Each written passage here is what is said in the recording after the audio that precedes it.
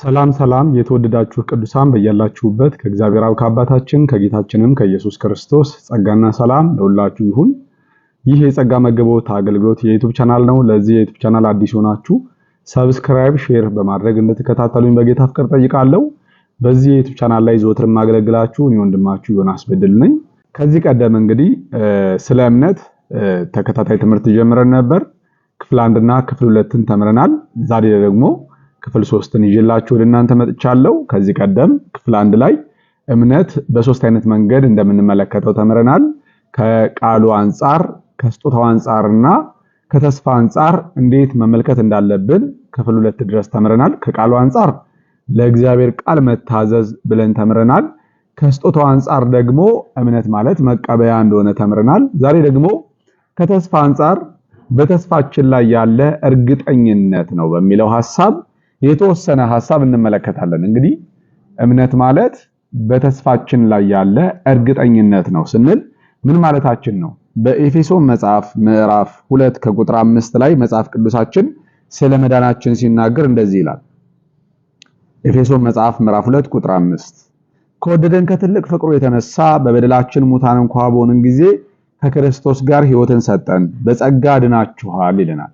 እዚህ ጋር ስለ መዳን ሲያወራ በጸጋ በእግዚአብሔር ጸጋ እንዲያው በጸጋው በነፃ እንደዳንን መጽሐፍ ቅዱስ ይነግረናል። ወረድልና ደግሞ ቁጥር 8 ላይ ጸጋው በእምነት አድኗችኋል፣ ይህም የእግዚአብሔር ስጦታ ነው እንጂ ከናንተ አይደለም፣ ማንም እንዳይመካ ከስራ አይደለም ይላል። ስለዚህ እዚህ ጋር መዳን ያለፈ ነገር እንደሆነ ይናገራል ማለት ነው።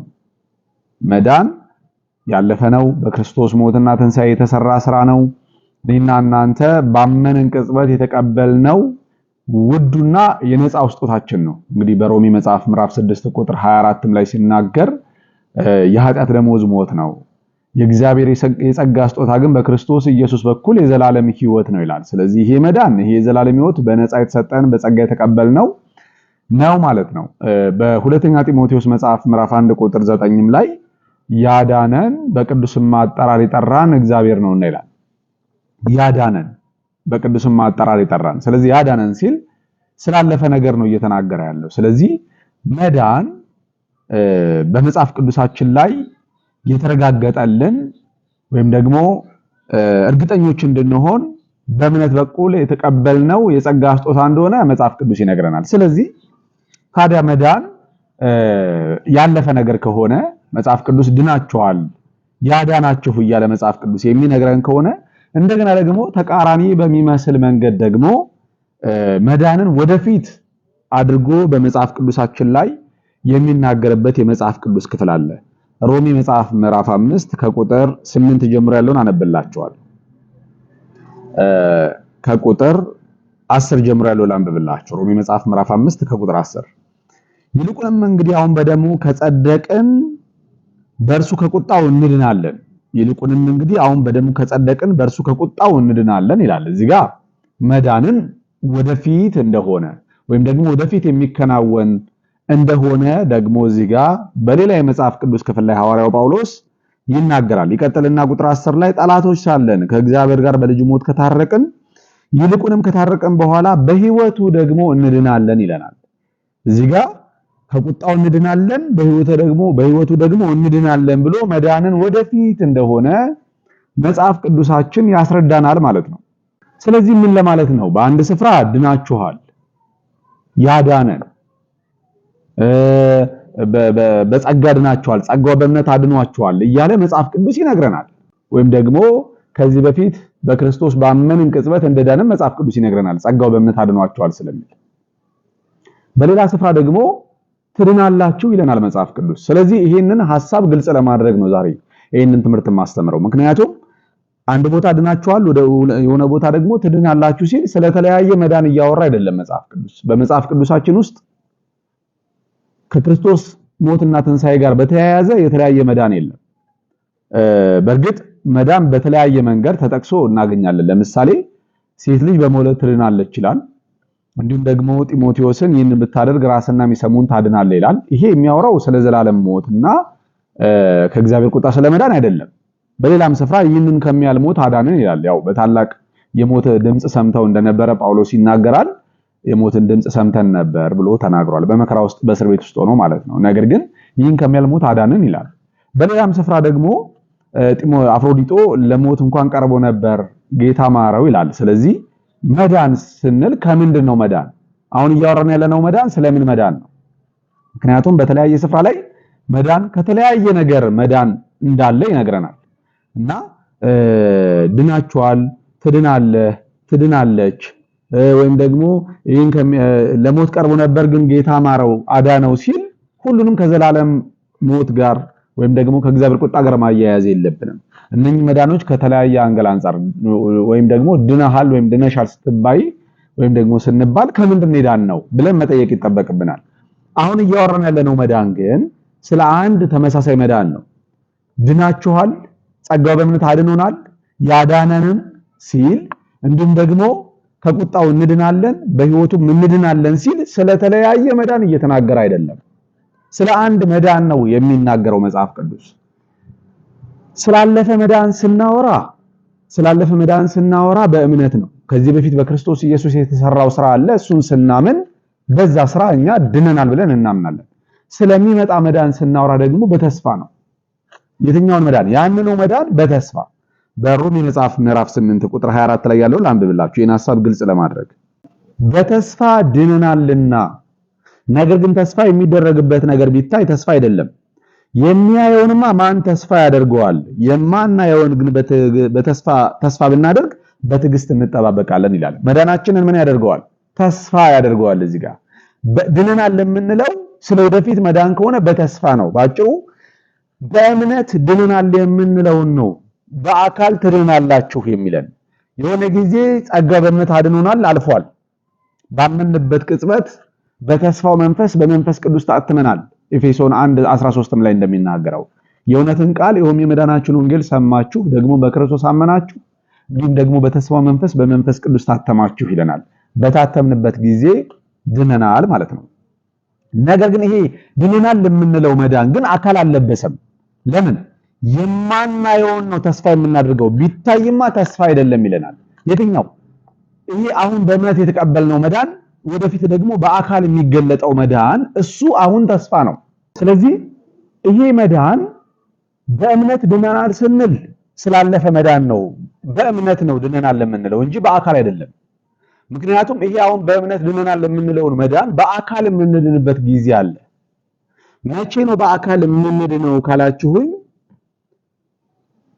ፊልጵስዩስ መጽሐፍ ምዕራፍ 3 ከቁጥር 20 ላይ እኛስ ሀገራችን በሰማይ ነው ከዚያም የሚመጣ መድኃኒት ሲል እኮ መድኃኒት አዳኝ ነው አይደለ? ከዛም የሚመጣ መድኃኒትን እርሱንም ክርስቶስ ኢየሱስን እንጠባበቃለን አለ። እሺ ክርስቶስ ኢየሱስ ሲመጣ ምን ያደርጋል ሲል ክቡር ስጋውን እንዲመስል የተዋረደውን ስጋችንን ምን ይለዋል? ይለውጠዋል ይለናል። እኛስ ሀገራችን በሰማይ ነው ከዛም የሚመጣ መድኃኒት ክርስቶስ አለ። እሱም ሁሉን ለራሱ ሊያስገዛ እንደሚችልበት አሰራር ክቡር ስጋውን እንዲመስል የተዋረደውን ስጋችንን ምን ይለዋል? ይለውጠዋል።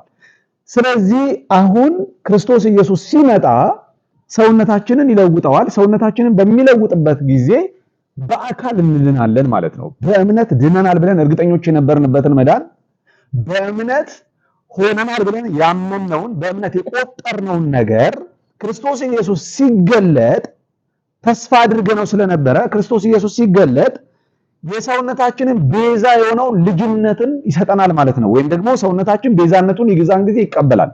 እዚሁ ሮሜ 8 ከቁጥር 23 ላይ እርሱ ብቻ አይደለም ነገር ግን የመንፈስ በኩራት ያለን እኛ ራሳችን ደግሞ የሰውነታችን ቤዛ የሆነውን ልጅነትን እየተጠባበቅን ራሳችን ደግሞ በውስጣችን እንቃትታለን። ይሄንን መዳን ነው አሁን በአካል መዳን የምንለው ማለት ነው። ጌታ ኢየሱስ ይመጣል። እሱ የሰውነታችን ቤዛ ነው ወይም ደግሞ መድኃኒት ነው። ሰውነታችንን ሲለውጠው ሰውነታችንን የሱን ሰውነት እንዲመስል ሲቀይረው የዛን ጊዜ በእምነት ድነናል ብለን የተቀበልነው መዳን በእምነት ሆነናል ብለን ያመንነውን መሆን በአካል ያረጋግጥልናል ማለት ነው። ባጭሩ ይሄ መዳን ወደፊት የሚመጣ ነው። ክርስቶስ ኢየሱስ ሲገለጥ የሚመጣ መዳን ስለሆነ እሱን ምንድነው የምናደርገው? ተስፋችን ስለሆነ በዛ ተስፋችን ላይ ያለን እርግጠኝነት ማለት ነው። አሁን እምነት ማለት ስላለፈ መዳን ስናወራ በእምነት ነው፣ ስለሚመጣ መዳን ስናወራ ደግሞ በተስፋ ነው ብለናል። ስለዚህ ይሄ መዳን ደግሞ መጽሐፍ ቅዱሳችን የተባረከ ተስፋ ይለናል። ማንም የሰውነቱን መለወጥ ተስፋ የማያደርግ አማኝ አለ ብዬ አላምንም። ሁሉም ሰው የሰውነቱን መለወጥ፣ የጌታ ኢየሱስ ክርስቶስ መገለጥ፣ ከዛ በኋላ እኛም ከእርሱ ጋር አብረን መነጠቃችንን ሁሉም ተስፋ ያደርጋል። ይሄ ደግሞ እርግጠኛ ለመሆን የሚገባ እውነት ነው። በዚህ እውነት ላይ እርግጠኞች ልንሆን ይገባል። ለምን? በተስፋ ድነናልና ስላለ ማለት ነው መጽሐፍ ቅዱስ። ስለዚህ እምነት በሶስተኛ መንገድ በተስፋችን ላይ ያለን እርግጠኝነት ነው የምንለው ለዚህ ነው ማለት ነው። ስለዚህ በእርሱ ከቁጣው እንድናለን ሲል እንዴት ነው የምንድነው? ሮሜ 5 ከቁጥር 9 ላይ ያነበብኩላችሁ ምንድነው? እንግዲህ በእምነት ከጸደቅን በእርሱ ደግሞ ከቁጣው ምን እንላለን ብሏል?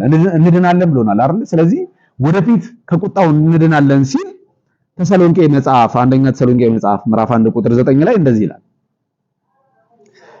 እነርሱ ራሳቸው ወደ እናንተ መግባታቸው እንዴት እንደነበረ ስለኛ ይናገራሉ። ለሕያውና ለእውነተኛው አምላክ ታገለግሉ ዘንድ ከሙታን የሚያስነሳው ልጁን እርሱንም ኢየሱስን ከሚመጣውም ቁጣ የሚያድነንን ከሰማይ ተጠብቁ ዘንድ ይላል። ከጣዖታት ወደ እግዚአብሔር እንዴት ዘወር እንዳላችሁ ይናገራሉ። ስለዚህ ለሕያውና ለእውነተኛው አምላክ ታገለግሉ ዘንድ ደግሞም ከሚመጣው ቁጣ የሚያድነንን ከሰማይ ተጠብቁ ዘንድ። ስለዚህ ጌታ ኢየሱስ ክርስቶስ ከሰማይ ተስፋ የምናደርገው ለምንድን ነው? ወደፊት የሚመጣ ቁጣ አለ። ወደፊት ከሚመጣው ቁጣ አሁን በእምነት ድነናል ብለን እርግጠኞች ነን። ስለዚህ ያ መዳን ደግሞ ተስፋ ነው። በተስፋችንም ላይ ደግሞ እርግጠኞች ነን። ስለዚህ ጌታ ኢየሱስ ክርስቶስ ሲመጣ ሰውነታችንን የእርሱን ሰውነት እንዲመስል ሲለውጠው የዛን ጊዜ ከቁጣው ምን እንላለን? እንድናለን። ስለዚህ ከዛ ቁጣ አሁን በተስፋዬ ላይ እርግጠኛ ስለሆንኩኝ ድኛለሁ ብዬ አምናለሁ ማለት ነው። ስለዚህ እንድናለን ሲል ከቁጣ ነው። እንድናለን ሲል ከመዓቱ ነው። በሕይወቱ እንድናለን ሲል ደግሞ ያ ጌታ ሕይወት የሆነው ጌታ ኋለኛው አዳም ሕይወትን የሚሰጥ መንፈስ ሆኖ የሌለ ስለዚህ ሕይወት የሆነው ጌታ ልክ ሲገለጥ ይሄ ሰውነታችን የእርሱን ሰውነት ሊመስል ይለወጣል። የዛን ጊዜ ያንን መልክ እንመስላለን ማለት ነው። ከክብር ወደ ክብር እንለወጣለን ማለት ነው። ስለዚህ ይሄ ነው ተስፋችን። ስለዚህ ይሄ ደግሞ አይታይም። የሚያየውን ነገር ማንም ሰው ተስፋ አያደርግም። የማናየውን ግን ተስፋ ብናደርግ በትዕግስት እንጠባበቃለን ይለናል መጽሐፍ ቅዱስ። ስለዚህ ይሄ የሚታይ አይደለም፣ በእምነት ስለሆነ ደግሞ በተስፋ ስለሆነ በተስፋችን ላይ ያለ እርግጠኝነት ነው እምነት የምንለው። በሶስተኛ መንገድ ይሄ ነው። ምንድነው ከዚህ በፊት ያልነው? ከቃሉ አንጻር መታዘዝ ነው እምነት ማለት፣ ለቃሉ ትክክለኛውን ምላሽ መስጠት ነው። ከስጦታው አንጻር ደግሞ የተሰጠን መዳን፣ ሕይወት፣ ጽድቅ፣ ሰላም እነኚህ ደግሞ በእምነት የተቀበለናል። ስለዚህ እምነት ከስጦታው አንጻር መቀበያ መንገድ ነው ብለናል። ሶስተኛው ደግሞ ተስፋ ስለሆነ መዳን በተስፋችን ላይ ያለ እርግጠኝነት ነው የምንለው ለዚህ ነው። ስለዚህ አሁን ድናችኋል የሚለንን መዳን ወደፊት በአካል እንድናለን። የጊዜ ጉዳይ እንጂ ልዩነት የለውም። አሁን በእምነት ድኛለሁ ካልኩኝ ድኛለሁ በቃ። ወደፊት ከሚመጣው ቁጣ ማመልጠውም አሁን ባመንኩበት እምነት ስለሆነ፣ ነገር ወደፊት የሚሆነው ነገር ተስፋ ነው። ስላልታየ ስላልተገለጠ ተስፋ ነው። የሚታይ ነገር ደግሞ ተስፋ አይደረግም። የማይታይ ከሆነ ግን በትዕግስት እንጠባበቃለን ማለት ነው። ስለዚህ ያ የማይታየው ጌታ የሚታይበት ጊዜ ይመጣል። ያ የማይታየው መዳናችን የሚታይበት ጊዜ ይመጣል። ወደ መገለጥ የሚመጣበት ጊዜ ይመጣል። ሕይወታችሁ የሆነው ክርስቶስ ተሰውሯል ይላል። ከክርስቶስ ጋር ደግሞ ተሰውራችኋል ይላል ቆላስይስ 3:1 ላይ። ያን ጊዜ እናንተም ከእርሱ ጋር በክብር ትገለጣላችሁ። ሁሉም ነገር ወደ መገለጥ ይመጣል፣ ወደ መታየት ይመጣል ማለት ነው። ወደ አካል ወደ መልበስ ይመጣል። የዛን ጊዜ እኛም እሱን እንመስል ዘንድ ከክብር ወደ ክብር እንለወጣለን። ሁላችን ያንን መልክ ለብሰን ከክርስቶስ ኢየሱስ ጋር አንድ አይነት የምንሆንበት ጊዜ ይመጣል ማለት ነው። የሰውነታችን መዳን የሰውነታችንን ቤዛነት በምንቀበልበት ጊዜ ያ ይከናወናል ማለት ነው። ይሄንን ይመስላል። ሶስተኛው ክፍል ምንድነው? በተስፋችን ላይ ያለን እርግጠኝነት ነው እምነት ማለት የምንለው በዚህ ምክንያት ነው። እንግዲህ ጥያቄና ሐሳብ አስተያየት ካላችሁ ከታች ባለው ስልክ ቁጥር እንዲሁም ደግሞ በኮሜንት መስጫው ላይ ሐሳባችሁን አስቀምጡልን። ስላዳመጣችሁኝ አመሰግናለሁ። በያላችሁበት የጌታ ኢየሱስ ክርስቶስ ጸጋና ሰላም ከሁላችሁ ጋር ይሁን። ሰላም